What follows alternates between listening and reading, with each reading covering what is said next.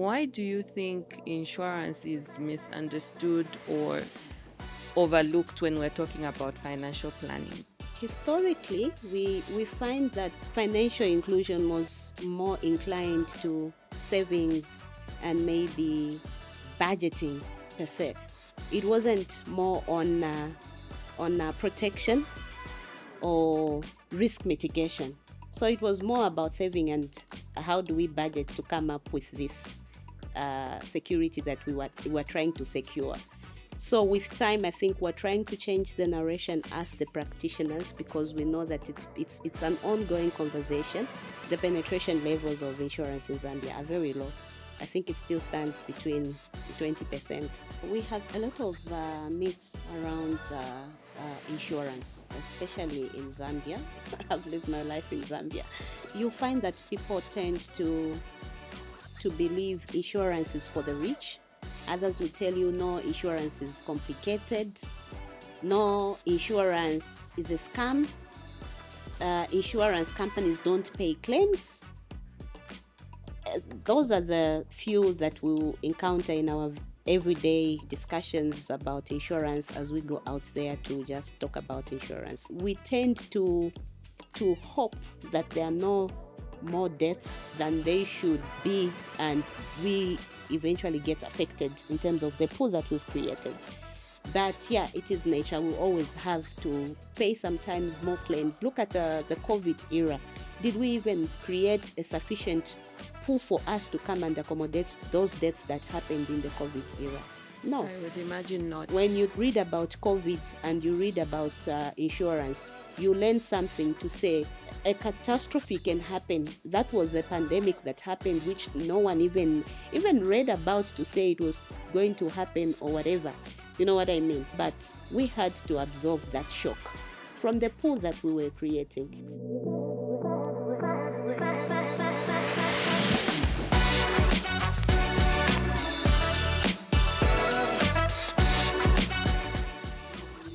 Hello and welcome to the Money and People podcast, the show where we connect the dots between financial success and the power of human capital. Today on the show, we are going to be discussing Covered or Confused, what you need to know about insurance and money. And to tackle this very interesting topic, we are going to be breaking it down with Wamusheke Mukuni, who is an insurance expert. Welcome to the show, Wamusheke. Thank you, Delia. It's good to be here. Very good to have you. I think we have been really looking forward to have a discussion on insurance, a very little understood topic, especially in Zambia. I don't know if it's mostly because of lack of knowledge or just not having that culture to want to protect our finances. So I'm really excited to be breaking it down with you today. Thanks. And I'm excited. Okay, and just to break the ice, if you had to explain insurance to a 10-year-old, what would you say it is?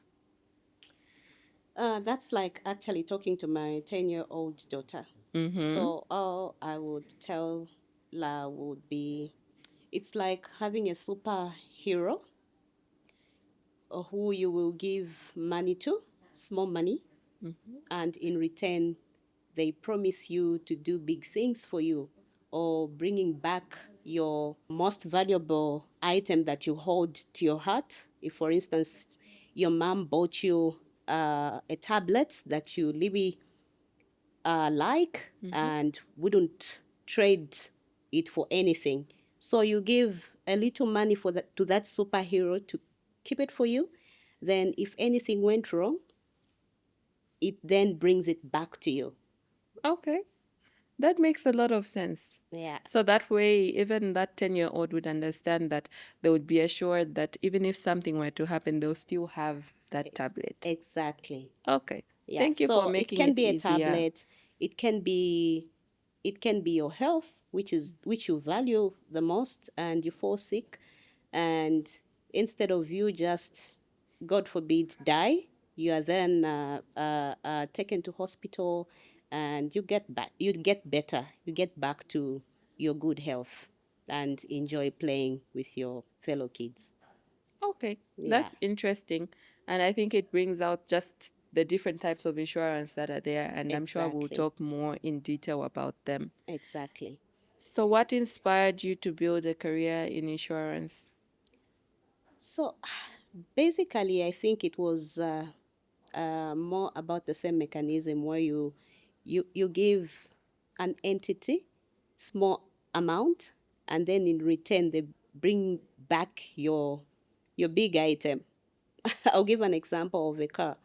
You would have bought a car for 100,000, but you're being asked to pay maybe a 2,000 kwacha or a 2,500 kwacha for argument's sake to have your car back if you had it involved in an accident.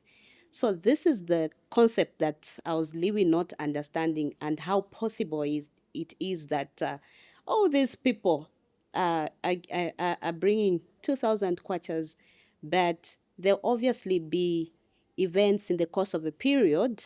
And this one will come back, oh, my car was involved in an accident. The other one will come, oh, my bumper came out. The other one comes, oh, my tires were stolen, and they're all being compensated to go back to their original state of their car, to have their tires replaced on for them to go back to the road. Yeah, I really wanted to understand what is behind, what just makes this work, and eventually also educates the masses on why it is important. And yeah, so that I get to understand. And now that I am in this space, I understand that it's actually the principle of smaller amounts creating a pool to come and compensate for these accidents. It could be a risk that would happen at different intervals. It's actually a game of chances. They could happen, they could not happen. Irregardless, a pool is still being created. So you find that maybe in the first year, when you have 10 people who've contributed, 9 people could have could have made claims, 5 people could have made claims. But go to the second year, because you already have this pool that you're creating. In the second year, you find that you could have a leftover. Sometimes it could be 2 people from the 10, but they wiped away that pool. So now it makes a bit of sense for me. I understand. I can advise someone and even tell them to say, someone will lie to you to say, this premium is enough for you to get to this. And all these policies are designed in a way that there will be a mechanism in the back that is being created to create a buffer, just to have this risk being accommodated in cases of what? In cases of these eventualities. So even the insurance companies will come up with a mechanism to see that the pool is actually sufficient. They will reinsure, they'll grow the funds, and they'll be pricing correctly so that the pool still remains sustainable in the long run.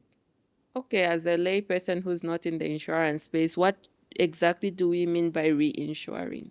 So reinsuring is basically getting the assurance that you'd have insured a company, and saying, because I do not know the chances of maybe how many claims would happen, then I'll go somewhere else to seek support.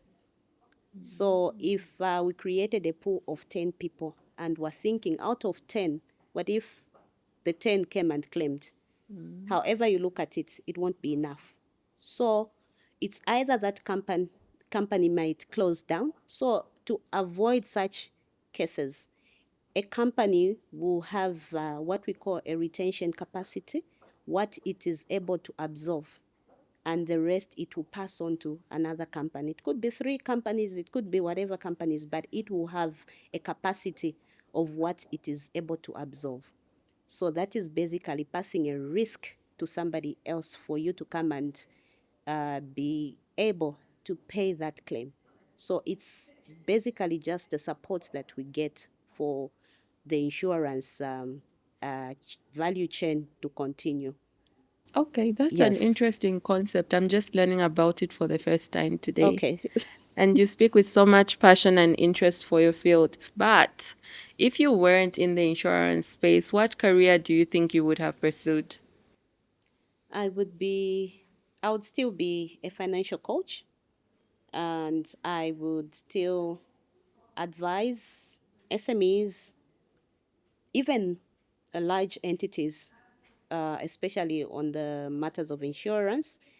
And like we earlier indicated, I think there's a law to less information about insurance. And when you look at the way the risk is based on whatever people do, it could be on a personal level, it could be on a company level. Everyone is exposed to a risk. Yeah. So I think I would still find my place to how I fit in to just advise people and recommend to them which one is the best policy and just how to mitigate the risk so that they actually reduce their cost in taking up these covers. Because as insurers, we also advocate for risk mitigation behaviors so that we also remain sound, because we actually don't want people to make claims, but we're here to give them a peace of mind that whenever this eventuality happens, we're there for them. But we also advocate for them to mitigate the risk, because one, it will be cost effective on their end. It will also make them be aware on what they should do and what they should not actually do, or what they should be using, you know what I mean, or just uh, take up alternatives Yeah. and just not saying no, insurance is expensive. There is always a balance. So I would still find myself maybe doing consulting in financial aspects, being a coach to SMEs, even a mentor, even in a school, to just educate them about insurance, about financial, rather savings, and how important it is, because however we look at it, we all need to have a fallback in the long run as we grow. That's very important. And it brings me to a thought that most of the time when we're talking about financial planning or financial literacy, we find that most people plan their savings, their investments, and they even plan for their retirement. But it's rare that you find that they include insurance. Why do you think insurance is misunderstood or overlooked when we're talking about financial planning?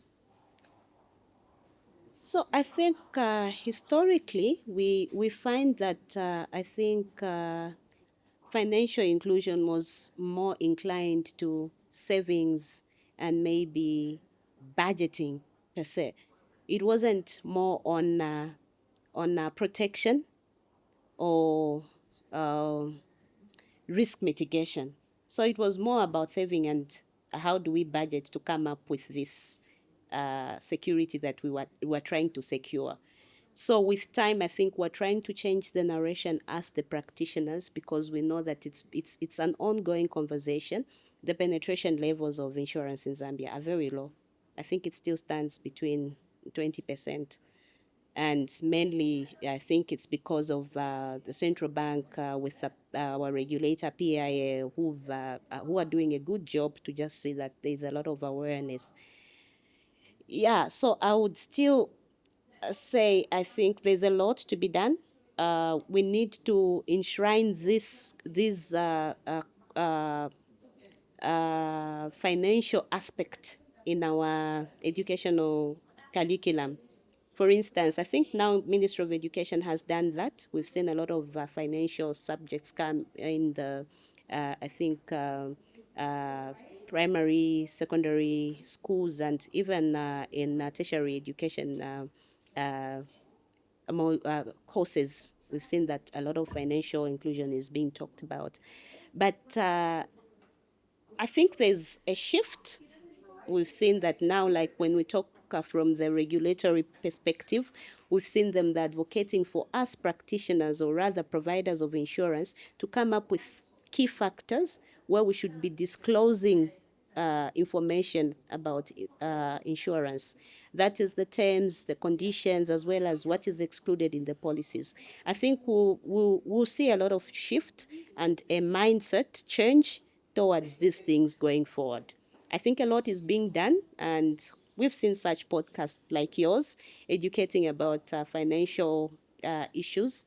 I think it will change eventually, but basically, it's just the historical things attached to the concept of insurance. And I think in the past, we never also used to have trainers who were equipped with the knowledge. So there was also the knowledge gap. So we saw Unilas come up with the insurance programs, which they're now, I think, offering to the public. We've seen CBU come up with also their degree program. But I think then before it was about the old ZIBIC, which is Zambia College of Pensions and Insurance, which used to just offer as a training, which was coming from a national insurance company. So with time, I think things are changing. We're now looking at more courses, more institutions, just including financial activities, financial curriculum, or rather courses in their programs to just create a lot of awareness about insurance. So, with what you've talked about, that there's a lot of works being done to bring awareness. Programs have been designed in the universities, and I'm sure for those professionals who are studying for insurance, they will receive this information, right? But for someone who is just a lay person, not trying to build a career in insurance, usually we find that most people, they will insure their motor vehicles because it's a requirement, right? But even then, most people will just insure their motor vehicles on third party because you need to have that disc or else you are abrogating the law. Yes. So, how have you found the reservations to be? What do you think holds people back from actually getting insurance? And what do you think needs to be done for us to change that mindset and culture about how we perceive insurance? Okay.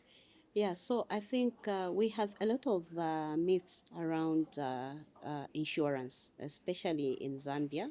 I've lived my life in Zambia. Yeah, so you find that people tend to believe insurance is for the rich. Others will tell you no, insurance is complicated. No, insurance is a scam. Insurance companies don't pay claims. Those are the few that we will encounter in our everyday discussions about insurance as we go out there to just talk about insurance. And I operate in a life insurance space. So for us, we talk about death all the time. So my prospect to a given client in a day, I would definitely touch death in a way or the Yes. other. Yes. So you find that even just talking about death in Zambia is still a taboo. They'll look at you. "Ah, you are wishing someone to die." No, but eventually it will happen. It could be close on a personal level. It could be at a company. An employee can die, and insurance companies have designed products that are suiting all these classes. So I'll take an example of the life insurance space, which is basically it could be a basic cover, which is a funeral. You hear a lot of people talking about, didn't he have insurance? Didn't she have insurance? Because they're expected, because you have the knowledge about insurance, you're thinking even the other person had the opportunity. But it's not like that. You find that sometimes you go in the field to sell insurance. You meet 2 to 3 people who have never heard about insurance. They'll just tell you, yes, I know, but I don't even know what it is. I don't know how it works.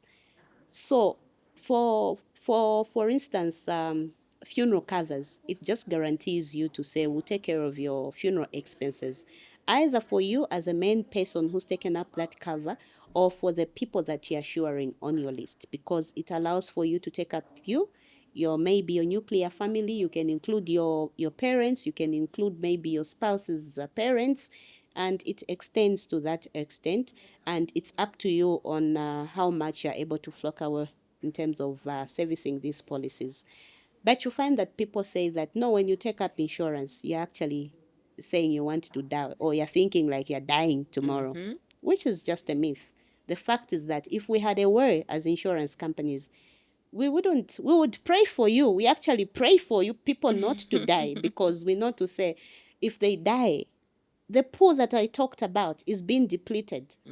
We will fail to pay. So God knows its nature, but in a way or the other, we tend to hope that there are no more deaths than they should be, and we eventually get affected in terms of the pool that we've created.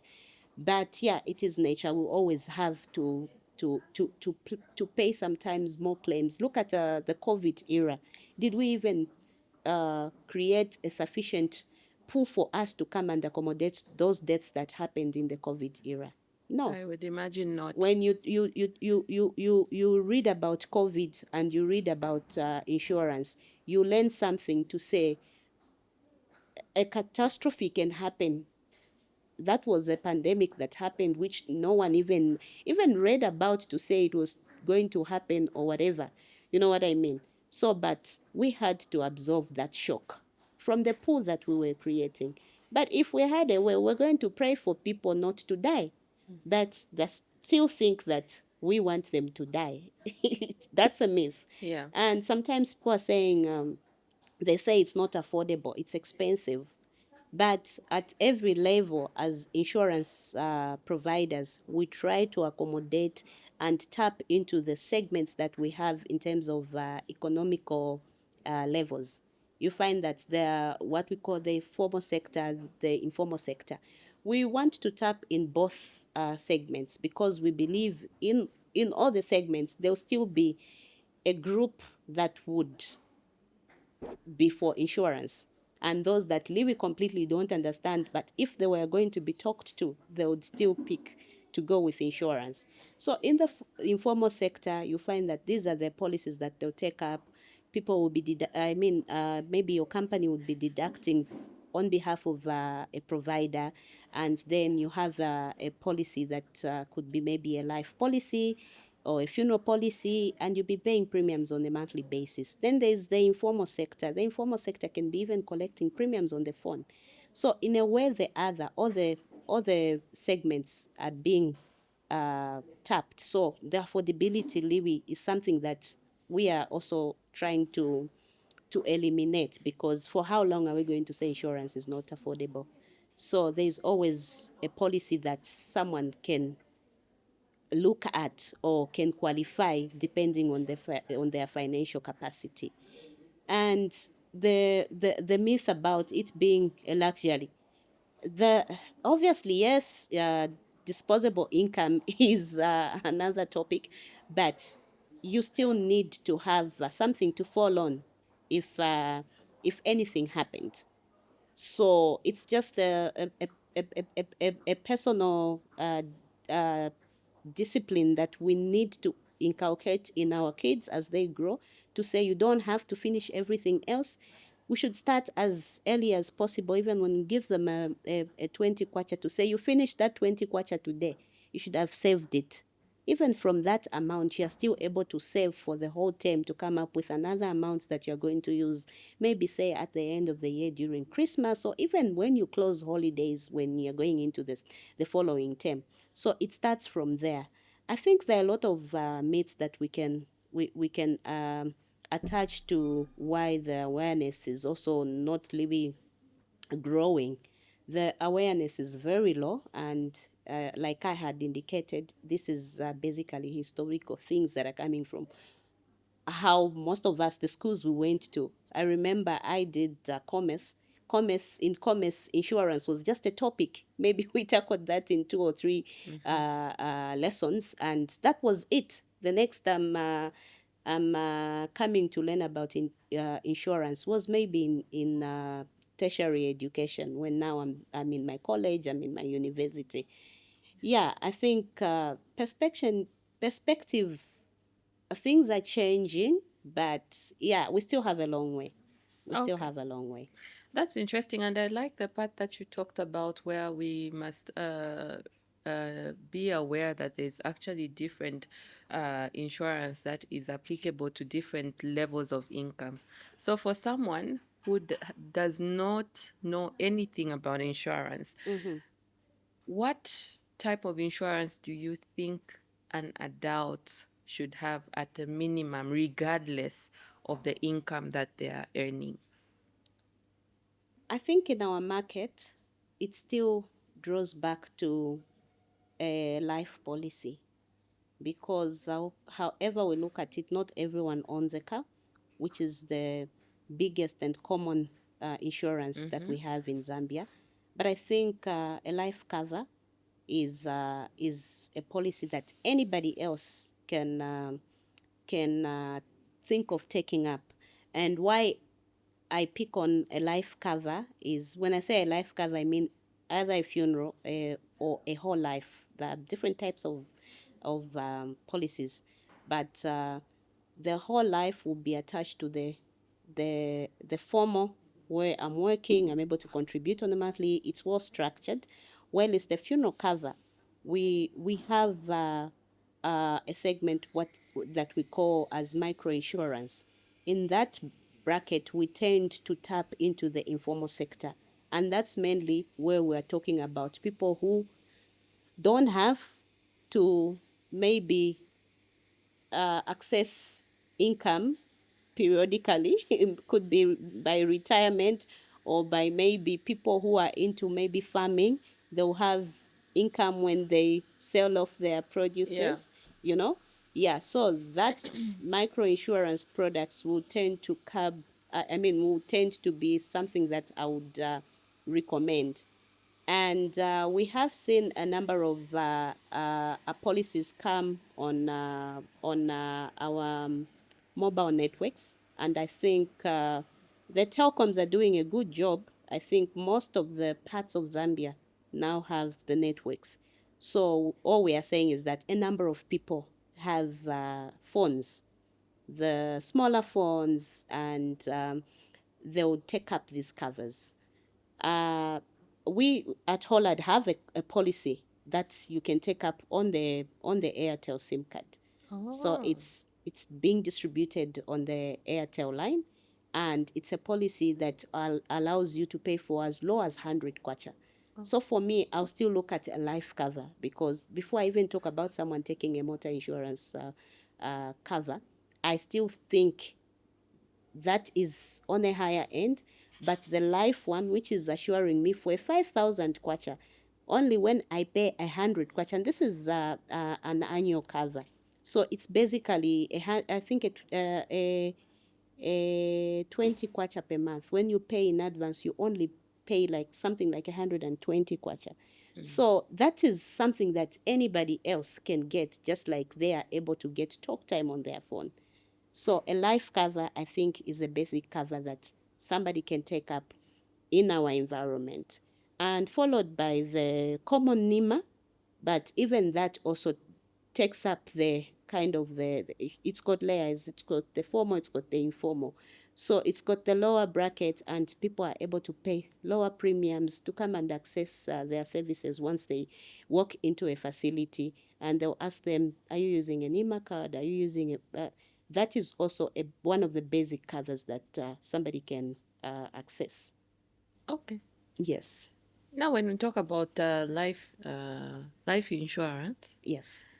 we've had cases in other countries where it's a more popular thing than here, where people are killed because maybe their relative wants to take out that life policy on them.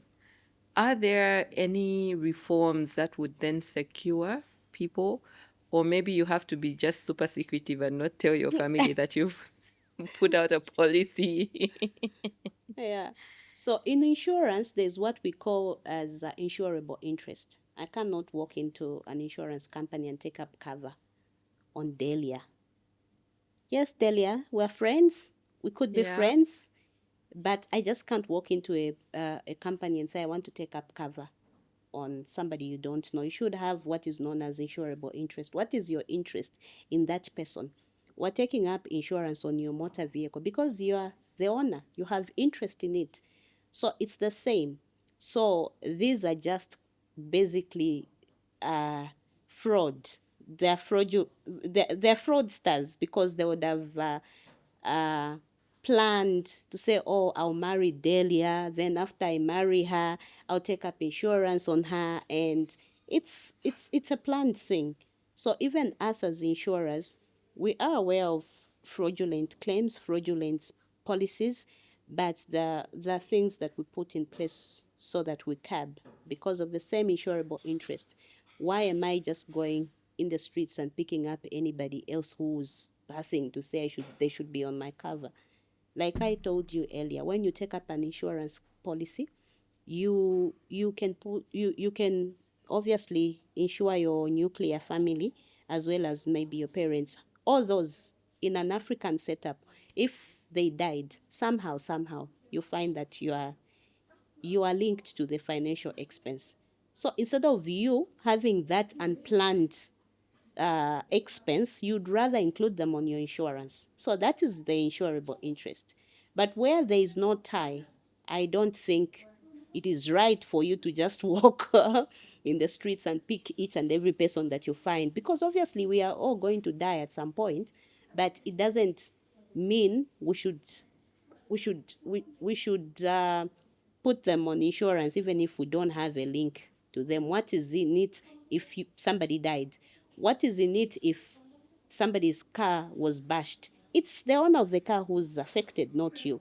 So for starters, I think we are aware there are fraudsters and all that. I think each company have the way is in which they investigate and curb all these, which we call controls internally.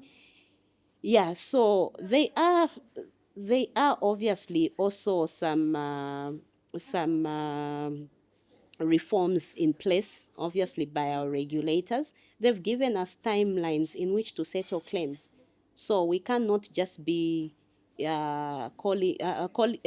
can't just be calling an insurance company for your claim every day and you're being told, no, it's being what?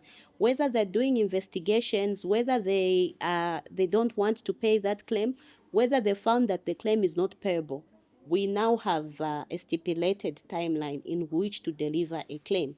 So if we're doing our investigation to see where the insurable interest is coming in, to validate the claim, whether that claim is valid, whether that person indeed died. We have people who claim on people who actually haven't died. So we have to actually find out to say, yes, this person shows that they've died in Winulunga. So just imagine in the back, we're trying to get hold of the people in Winulunga. So all these mechanisms are there. But it's also about how am I linked to this policy that I'm taking up. You cannot just take up a policy on a house which you don't live in, which is not your house. There should be a link. There should be something that you suffer when that loss happens. So if it's a house, the house is bent down. What are you losing? You could have used the whole pension that you got from your your employers you put in that house. You have suffered. You don't know next when you're getting a house. You will not have a shelter. If you were collecting rentals to for your upkeep, all that is shuttered down. So there should be a link to that. Yeah, I think basically that's what happens. You should first of all have an insurable interest, and after that, you are covered. We should be able to pay a claim. Then, in terms of the reforms, yes, now we are guided that we need to dispose of claims as quick as possible, because when we talk about the funeral policies, those are basically expenses. We don't need to take long. It should be funerals in Zambia take to 4 to 5 days. So if you say you're going to pay after 7 days, they would have buried. Maybe there was nowhere to fall on. They were waiting for the insurance company to pay out that claim. At what point do they use the money that the insurance company would have paid? So we are also trying to just work towards the misconception about insurance companies don't pay claims or don't want to pay claims, or actually insurance is a scam. Yeah. Yeah. That's quite a lot of new information. I think I've learned quite a lot from discussing with you. I didn't even know some of the new ways that insurance companies are increasing that inclusivity by Mm-hmm. even going on these mobile platforms and making their pricing affordable to most Zambians. So very well done. And do you think that there's a role that insurance firms can play overall in promoting financial literacy at the grassroots level? I think there's quite a lot that insurance companies can do. If anything, we are the primary um, promoters, because if it's not promoted, then we're as good as dead. No one will know Yeah. about it. It still remains amongst us who know about it. So for starters, I think us as the insurance players, the providers, all the players, being the insurance companies, the brokers, the agents, and some financial institutions that we distribute our insurance products through, I think have a big role to play. That is through awareness. And this can be done through running, maybe partnering with churches, running campaigns. It can even be at a market.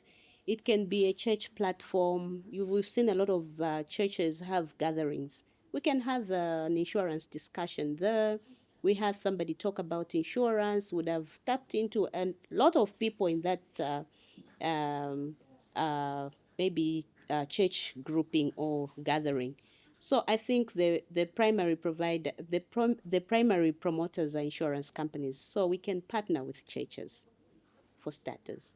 We can partner with universities. I think that is happening a lot. We've seen the insurance week. In the insurance week, I think we tend to do a number of activities. I think there's an opportunity for us to do these things on a, even though we can't do it daily, but frequently. I think it would be better and would reach all these masses that we're looking at. There's also the distribution gaps. You find that some will tell you to say, ah, no, but in the urban areas, a lot of information is there. Even us providers are more inclined into the urban areas. You find that you go to, for instance, Western Province, you go to Mongo, you find this information in Mongo. But how about somebody who's coming from the outskirts of Mongo, which are basically the other towns? Do these companies have branches there? They are there, but there are few. You find that maybe they could have satellite offices, but all that, if we could work towards that, I think we'll have a lot of awareness about insurance. But I still think bringing it down to communities would be the best approach. That's being at churches, schools, as well as maybe universities, colleges. I think that will really help. Even now we've seen a lot of cooperatives. I think that is a very good opportunity for insurers to also use the cooperative platforms, the savings group. All those, I think, would capture a number of people. And in those sessions, we should also be able to give an opportunity to people who've benefited to insurance and talk about the benefits they got out of a particular insurance that they came into contact with, and just maybe run them through the claims uh, maybe process, or even just demonstrate to them to say, if this happened, this is how you go about it. I think that would help to Yeah. create awareness. And I just really love the part that you talk about going into the churches. I didn't even think of that because I think those are places where at least you can find a good number of people from different backgrounds, both the True, formal and informal sector. And very I think true. you can really be able to spread awareness with that. Now, speaking of awareness, we know that much has been spoken about the fact that we as people tend to have a poor reading culture. And even worse now in the digital technology age where there's social media and people's attention spans have tanked. Mm. But how do we then make sure that people get to read and understand the fine print in these insurance policies, what's the best way that you make sure that even when your clients come through the one insurance that they fully understand what they're signing up for? Because one person can sign something today, but when now the policy is enforced because they've claimed something, then now they want to start saying, oh no, but I thought This is this covered. is what is covered. I thought I understood it like this. So how do you just make sure that people are really onboarded and understand the fine print? Okay. So I think from the myths, I think one of the, some groups will tell you to say insurance is complicated. Yeah. I think the complication comes about the fine print. Yeah. So yes, we talk about we have a bad reading culture, but there are certain things that we definitely just need to disclose to a customer. I think I earlier talked about how our regulator is advocating for the market conduct on disclosing the terms and conditions of a policy to a customer, even if they don't read. Most of the times, because they are fine print, I think now we have given a guideline to actually simplify the terms and conditions to a sizable document, and however you look, at least the basics somebody should have understood. And I think there's a document that is called a key fact. A key fact will just contain facts of a policy per se. It will have the terms, it will have the exclusions of the policy. All that is to make it simple for a layman to understand, because most of the times, be it at personal level, be it at company level, I think the conflicts that we've had with policyholders is at the terms and conditions. Because as an insurer, you just say, but clause number so and so talks about A, B, C, D, and then you'll be like, but we included it. But in a way or the other, we just tend to just bend for the customers, because once we reject, they'll say that no, but only in circumstances where we expect to say, but this is like almost like the like common sense. Yeah. Say somebody should die, you cannot assume somebody is dead. They either they're dead or they're not dead. You know. Yeah. But my point is, I think regulation has come into play, and we should see a lot of sanity around the fine print and the documentation that are actually being given to the customer as a document they should hold on to once they take up a policy. I spoke about the policy that we provide that is distributed on the phone. Or how much information can one get on the phone? it's it's basic, and because it's basically a funeral cover, so it will talk about a funeral cover. So it's either you've understood or you haven't. For you to even be able to make payment, you should have understood. But yeah, there are circumstances where people are saying, no, I was just pressing, I want it cancelled. Others, Really? they'll read, they'll take up a policy, but because now they have financial constraints, they're coming back to cancel a policy, and they'll tell you, no, I didn't sign, until you remove all these documents and show them, but you signed on this policy. Then they say, no, actually, I just want to cancel because I'm not financially affording this policy. Yeah, I think we'll see a lot of sanity going forward, because I think a lot of people felt that we hide a lot of information in the fine print, and they'll give you a lot of documentation. But I think now it's law that a policy should come with like a summarized document, but still capturing the most important uh, terms of a policy, so that even if you say I did not know, you just be told this is a two-pager. A fact statement, I think, should be 1 or 2 pages. So you find that all these, yes, there'll be the main policy document, but I think the ones that are expected for you to have understood will be on a summarized document, and that is the documents that you sign off. Okay. Yes. Okay, thanks for making that clear. So I think the lesson there is just to make sure that we understand Yes. what are the terms of this policy. even as we are signing, we need to understand that when something happens and I push in a claim, this is what This, is applicable yes. under this policy. Yeah, And most of the times you find that at claim stage is where these things pop up. I can And a imagine. customer will tell you to say, but I didn't know. But you said. Yes, there could be a mis-selling, but most of the times somebody is just trying to chance. And that's why a lot of people who've had experience with insurance and maybe a claim didn't pay, you'll find that they don't even want to hear about insurance because they could have maybe have had an encounter where they did not know what they were signing up for and thinking they've actually signed for something else. So Yeah. how do we, and I think that's what makes people now say, oh, this thing is complicated, this thing is Yes, complicated. How do we exactly. decomplicate it? We need to, and I think you guys do a great job of being there to explain.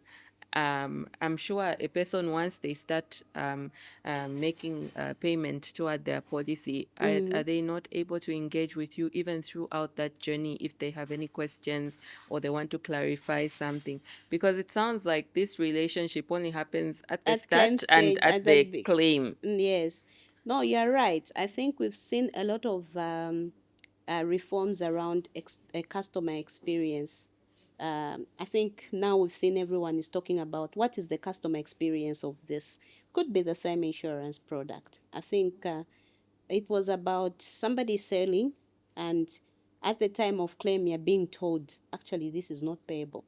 But now we're saying we want to have a customer experience where we should touch base with the customer in the circumstance that maybe this is a fraudster who's servicing this policy. We should actually know to say, oh, there's actually a person behind this policy. We send SMSs after the onboarding system is done, or rather process. Um, they'll send SMSs to welcome them and then maybe also check on them.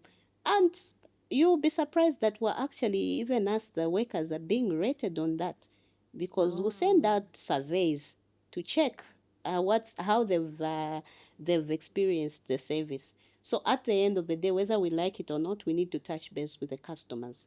So we want them to tell us, to say how has their experience been. It shouldn't only be at claim stage. Look at a situation where somebody's claim is not payable after being with a customer for 5 years. How would they look at insurance? They'll just say it doesn't work. It's actually a scam.